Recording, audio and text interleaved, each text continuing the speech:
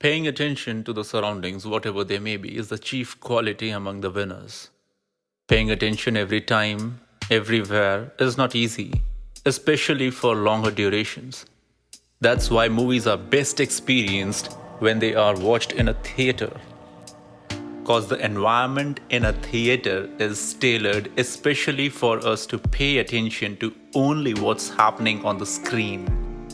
The lights are dimmed, the sound system is made larger than life, all your senses except your tongue are involved in the movie. That also is taken care of. The movie theaters earn so much from selling popcorns. The popcorn does the best job. They don't fill you much, so you will feel sleepy, but give your sense of taste something to engage in. Your brain has no option but to pay attention to what is happening on the screen ahead. Now, out of the theaters in the real life, majority of the people can't pay attention for longer durations. Data shows that an average healthy teenager or an adult has a span of 10 to 20 times of paying attention. Now, majority people may show that they are paying attention, but rather their mind is somewhere else. Why?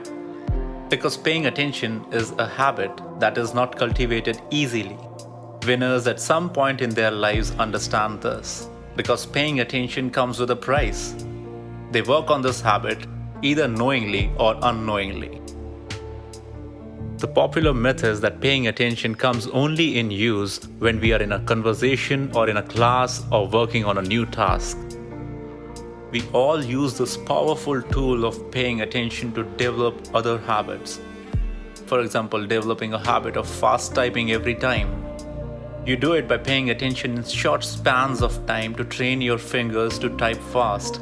And with regular practice and labor, we successfully cultivate a habit of fast typing. But for majority of people, paying attention every time isn't their default mode. For example, driving. For most of us, driving is a mundane thing. Remember when you started learning how to drive? Your brain functions were so high. It was struggling to make you a driver. And not only a driver, a safe, a better driver. Now that wasn't easy. Don't you tell me it wasn't fun. But what happens today? We are so used to driving that we forget to pay attention to driving from home to office. And how many times it happens that you reach your destination and you can't recall much about the journey? Your brain just went on to autopilot. In other words, your brain did the driving for you. You didn't drive that car. Your brain used your body, your legs and your hands to drive that car. Of course, for you, but now you owe something to your brain.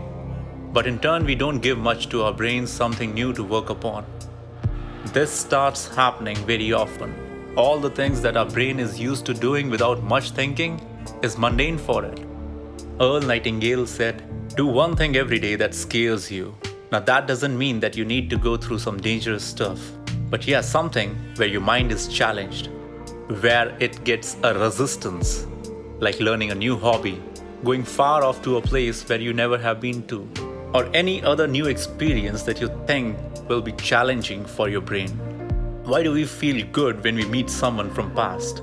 An old friend, an acquaintance, an old lover, because that meeting forces our brain to pay attention to little details from the past, to dig out something from the past. That's a task. For our brain, every moment of our life is a task. Winners know this. There's no winning in any area of life without paying attention. And you cannot pay attention to old stuff.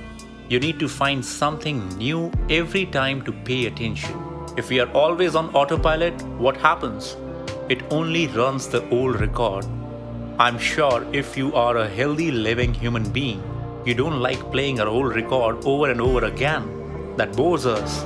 In the same way, the mundane activities we force our brain to go through surely must be boring to it too.